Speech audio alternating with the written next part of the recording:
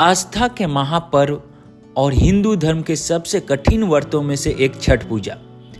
यह पर्व 4 दिनों तक चलता है, जिसकी शुरुआत नहाय खाए से होती है और चौथे दिन सूर्य को जल देकर छठ पूजा का समापन होता है। वैसे तो छठ पूजा के दौरान बहुत से पकवान बनते हैं, जैसे खरना के दिन गुड़ और चावल की खीर बनती है। इसके अलावा भी कई तरह की सब्जियां बनाई जाती हैं और बहुत सारे फल और फूल भी रहते हैं। लेकिन एक चीज जो सबसे खास है वो है ठेकुआ।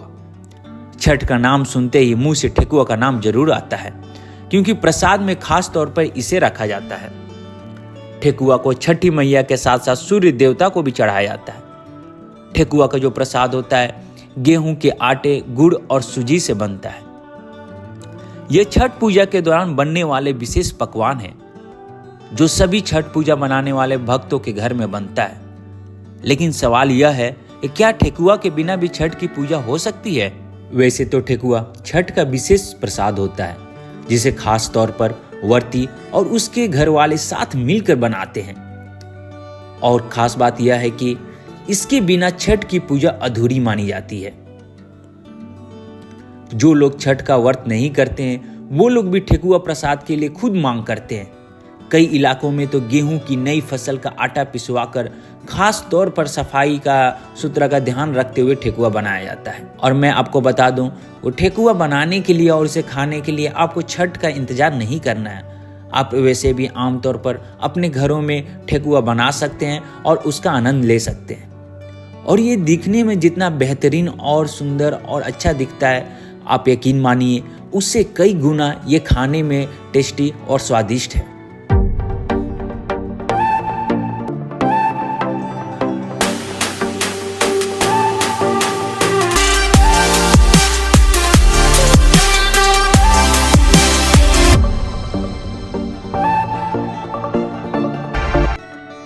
भारत का और हिंदू धर्म का इकलौता ऐसा त्योहार जहां पे आपको उगते सूरज के साथ साथ जो डूबते सूरज की भी पूजा होती है। और यह पर्व का नाम है छठ पूजा। छठ मतलब एक ऐसा पर्व जिसे सभी भेदभाव समाप्त हो जाते हैं। हर घर से भीनी खुशबू आनी शुरू हो जाती है। गांव से जुड़े इस महापर्व में अब आधुनिकता का रंग चढ़ने लगा है। विभिन्न तरीके से प्रसाद बनाए जाने लगे हैं, लेकिन आज भी एक ऐसा प्रसाद कॉमन है, वो है ठेकुआ। ठेकुआ एक ऐसा प्रसाद है जो अमीर से अमीर और गरीब से गरीब घरों में बनकर सूर्यदेव और छठी मैया को चढ़ाया जाता है। ठेकुआ को बनाने के लिए गेहूं सुखाने से लेकर तमाम छतों पर महिलाएं जुटी तो लोक गीतों के लय ने अमीर गरीब ऊंच नीच के तमाम भेदभाव मिटा दिए। तो दोस्तों, आज हम लोग बात करेंगे इस ठेकुआ का क्या महत्व है और ये कहाँ से शुरू हुआ है, इसका नाम ठेकुआ क्यों पड़ा है, और ये छठ का मुख्य प्रसाद क्यों है, और ठेकुआ कहाँ से आया है। इन सभी तमाम जानकारी के बारे में आज हम लोग बात करेंगे। 4 दिवसीय छठ में तो वैसे कई प्रसाद चढ़ाए जाते हैं, लेकिन ठेकुआ का अलग महत्व है। ठेकुआ गुड़ और आटे से बनता है। यह समय गन्ने के काटने का होता है और गन्ने से गुड़ बनता है। बताया जाता है कि छठ के साथ ही सर्दी के मौसम की शुरुआत हो जाती है। ऐसे में ठंड से बचने और स्वास्थ्य के लिए गुड़ फायदेमंद होता है। इस चलते ठेकुआ चढ़ाने की परंपरा है। प्रसाद बनाने के लिए गेहूं की सफाई की जाती है, इसलिए इस पर्व को श्रम से भी जोड़ा जाता है। ठेकुआ बनाने की शुरुआत कहां से हुई, किसने की, इस बारे में ठीक से पता कर पाना थोड़ा सा कठिन है। लेकिन ऐसा माना जाता है कि यह बिहार के सालों पहले रहे हंस राजा वंश की रसोई से निकला हुआ एक शाही पकवान है, जिसे प्राचीन काल में हंस राजा वंश की रसोई में बनाया जाता था। ठेकुआ खाने में जितना स्वादिष्ट है, आपको उतना नाम सुनने में भी अनोखा लगता होगा। जानकार लोग बताते हैं कि इसका नाम ठेकुआ इसलिए रखा गया है क्योंकि इसे बनाने से पहले सही और सुंदर रूप दिया जाता है।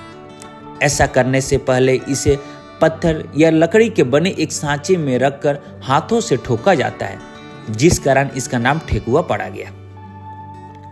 ठेकुआ छठ का मुख्य प्रसाद है, लेकिन ऐसा क्यों है, यह शायद हम नहीं जानते हैं। यहाँ आपको बताना यह आवश्यक है कि यह छठ का मुख्य प्रसाद इसलिए है क्योंकि भगवान सूर्य को चढ़ाए जाने वाले दान सामग्री में गेहूं और गुड़ दोनों का विशेष महत्व है। गेहूं और गुड़ को सामान्यतः सूर्य के दान की वस्तुएं माना जाता है, इसलिए इससे बने खास पकवान ठेकुआ को छठ में शामिल स्वरूप भगवान भास्कर यानी भगवान सूर्य को अर्पित किया जाता है। इसे लेकर कई मान्यता है।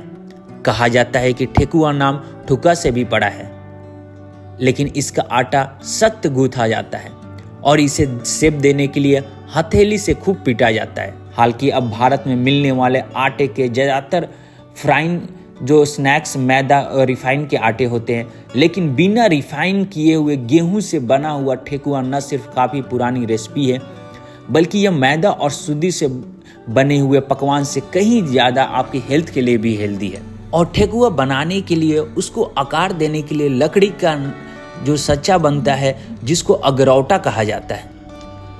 इस कारण ठेकुआ का दूसरा नाम अगरौटा भी कह सकते हैं, जिसमें तरह तरह के फूल और पत्ती की आकृति बने होते हैं, जिसके प्रयोग से ठेकुआ को अंतिम रूप दिया जाता है। और इसे बनाने के लिए मिट्टी के चूल्हे पर बनाई जाती है और आंच देने के लिए आम की लकड़ियों का प्रयोग किया जाता है। और ठेकुआ बनाने की रेसिपी की बात करें तो ये बहुत ही सरल और आसान है, और इसमें जो लगने वाले सामग्री है वो सिर्फ गेहूं का आटा, गुड़, इलायची पाउडर, घी, और आपको यदि ड्राई फ्रूट का इस्तेमाल करना चाहते हैं तो वो भी कर सकते हैं। मैं आपको बता दूं कि इसे बनाने के लिए आप सबसे पहले थाली में आटा ले और गुड़ वाले पानी की मदद से गूंथ ले।